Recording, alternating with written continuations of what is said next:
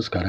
K Aithal ಚಾನಲ್ಗೆ ಸ್ವಾಗತ. ಇವತ್ತು ನಿಮಗೆ ತಿಮರೆ ಸೊಪ್ಪಿನ ತಂಬುಳಿ ಮಾಡುವ ವಿಧಾನವನ್ನು ತೋರಿಸ್ಕೊಡ್ತೇನೆ. ಮೊದಲಿಗೆ ಅದಕ್ಕೆ ಬೇಕಾಗುವ ಪದಾರ್ಥಗಳೆಂದರೆ, ಒಂದು ಸಣ್ಣ ಕಪ್ನಲ್ಲಿ ತಿಮರೆ ಸೊಪ್ಪು ಇಟ್ಕೊಂಡಿದ್ದೇನೆ, ಸ್ವಲ್ಪ ತೆಂಗಿನ ತುರಿ, ಒಂದು ಖಾರಕ್ಕೆ 2 ಹಸಿಮೆಣಸಿಕಾಯಿ ಇಟ್ಕೊಂಡಿದ್ದೇನೆ, ರುಚಿಗೆ ತಕ್ಕಷ್ಟು ಉಪ್ಪು ಮತ್ತು ಒಂದು ಅರ್ಧ ಕಪ್ಪು ಮೊಸರು, ಒಂದು ಸ್ಪೂನು ಜೀರಿಗೆ ಕೂಡ ರೆಡಿ ಮಾಡಿಕೊಂಡಿದ್ದೇನೆ. ಈಗ ನಿಮಗೆ ಮಾಡುವ ವಿಧಾನವನ್ನು ತೋರಿಸ್ಕೊಡ್ತೇನೆ.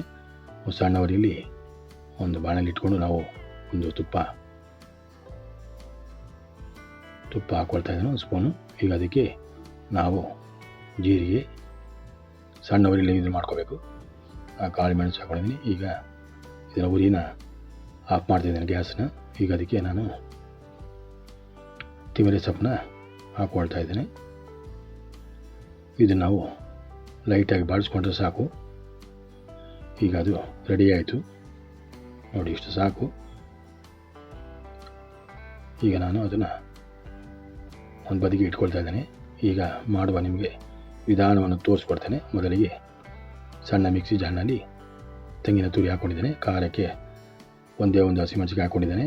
ಖಾರ ಜಾಸ್ತಿ ಬೇಕಾದರೆ ನೀವು ಹಾಕ್ಕೋಬೋದು.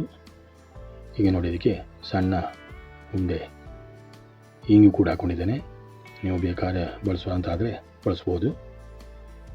ನೋಡಿ, ಇದಕ್ಕೆ ಹೀಗಾಗಿ ನಿಮಗೆ ತೋರಿಸಿ ಫ್ರೈ ಮಾಡಿದಂಥ ತಿಮರೆ ಸೊಪ್ಪು ಮಸಾಲೆ ಕೂಡ ಅದಕ್ಕೆ ಹಾಕ್ಕೊಳ್ತಾ ಇದ್ದೇನೆ.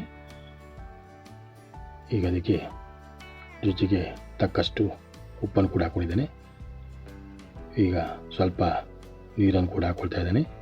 ಈಗ ಗ್ರೈಂಡರ್ ಮಾಡಿ ತಂಬುಳಿ ರೆಡಿ ಆಯಿತು. ತಂಬುಳಿಯ ಮಸಾಲೆ ರೆಡಿಯಾಗಿದೆ.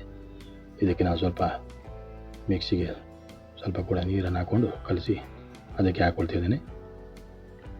ಈಗ ಇದಕ್ಕೆ ನಾವು ಕೊನೆಯದಾಗಿ ಸ್ವಲ್ಪ ಮೊಸರನ್ನು ಬೆರೆಸ್ಕೊತಾ ಇದ್ದೇನೆ.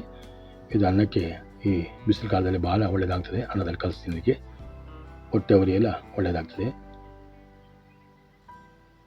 ಹೊಟ್ಟೆ ಉರಿಗೆ ಒಳ್ಳೆಯದಾಗ್ತದೆ ನೋಡಿ. ಕೊನೆಯದಾಗಿ ಒಗ್ಗರಣೆ ಹಾಕ್ಕೊಡ್ತಾ ಇದ್ದೇನೆ. ಸಾಸಿವೆ, ಜೀರಿಗೆ ಇವೆಲ್ಲ ರೆಡಿ ಮಾಡಿಟ್ಟಂಥ ಒಗ್ಗರಣೆ ಕೂಡ ಹಾಕ್ಕೊಂಡಿದ್ದೇನೆ.